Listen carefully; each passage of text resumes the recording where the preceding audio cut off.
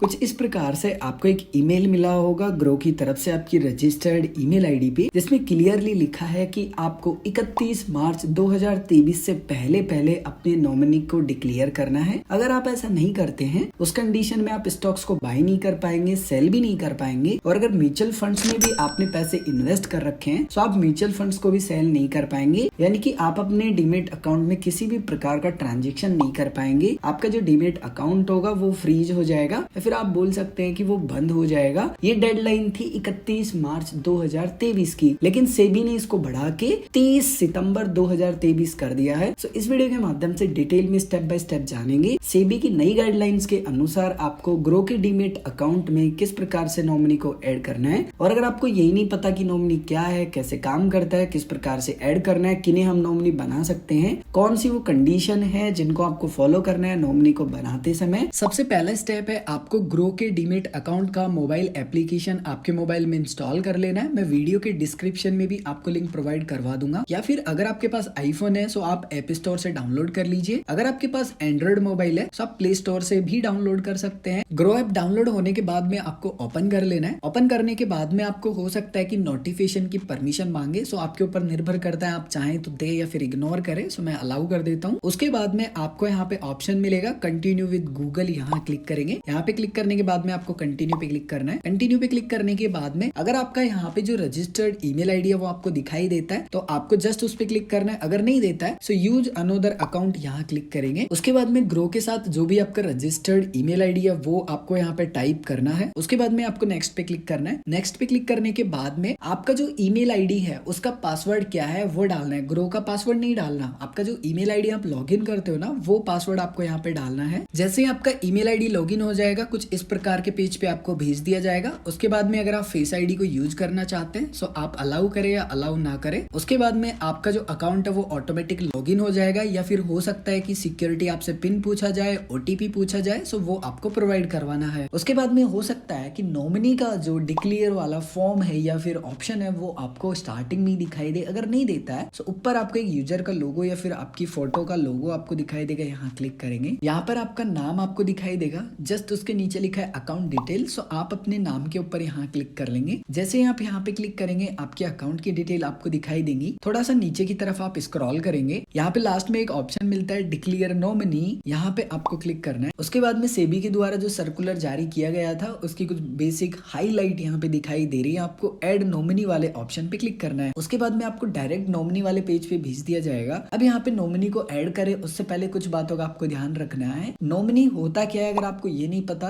तो सबसे पहले आप ये समझिए कि आपकी एब्सेंट के बाद में, इनकी डेथ के बाद में आपने जितना भी स्टॉक मार्केट में पैसा इन्वेस्ट किया है ग्रो के एप्लीकेशन पर, उसका मालिक कौन होना चाहिए आपके बाद में। आप किस पे विश्वास करते हैं, आपके फैमिली मेंबर पे, आपका कोई दोस्त है या फिर कोई रिश्तेदार है। सो नॉमिनी का मतलब सीधा सा है कि आपकी इन्वेस्टमेंट का मालिक आपके बाद में कौन हो दूसरा। तो उसका जो भी नाम है वो फुल नेम आपको यहाँ पे लिखना है। उसके बाद में आप जो नॉमिनी की डिटेल डाल रहे हैं उसका और आपका क्या संबंध है, यानी कि क्या रिलेशन है। सो आपको यहाँ पे जो रिलेशन है वो सेलेक्ट कर लेना है। सो यहाँ पे काफी सारे ऑप्शन आपको देखने के लिए मिल जाते हैं। अगर आपका यहाँ पे ऑप्शन ही नहीं है तो आप अदर्स पे क्लिक कर लेंगे। उसके बाद में जो नॉमिनी का डेट ऑफ बर्थ है वो आपको डालना है। ध्यान रखें कि जो आधार कार्ड में या फिर पैन कार्ड में है वो ही डालना है, यानी कि जो ऑफिशियली गवर्नमेंट डॉक्यूमेंट में है वो ही आपको डेट ऑफ बर्थ यहाँ पे डालनी है। अब आपको सेलेक्ट करना है नॉमिनी का आईडी प्रूफ। सो यहाँ पे सेलेक्ट आईडी टाइप पे आप क्लिक करेंगे। सो आपको यहाँ पे आधार कार्ड का ऑप्शन मिल जाएगा, पासपोर्ट का ऑप्शन मिल जाएगा, पैन कार्ड का ऑप्शन मिल जाएगा, voter ID card, driving licence. So आप जो भी डॉक्यूमेंट यूज करना चाहते हैं आईडी प्रूफ के लिए जस्ट उसके ऊपर क्लिक करना है। जैसे फॉर एग्जांपल मैं पैन कार्ड यूज करना चाहता हूँ, सो पैन नंबर पे मैं क्लिक करूंगा। पैन नंबर पे क्लिक करने के बाद में यहाँ पे आपको जो पैन कार्ड नंबर है वो नॉमिनी के टाइप करने हैं। मैंने यहाँ पे नॉमिनी के पैन कार्ड नंबर डाल दिए। उसके बाद में यहाँ पे कंफर्म आइडेंटिटी प्रूफ पे मैं क्लिक करूंगा। उसके बाद में आपको वापस से होम स्क्रीन पे भेज दिया जाएगा। अब यहाँ पे ना एक टिक मार्क ऑलरेडी लगा होगा जहाँ पे लिखा है नॉमिनी का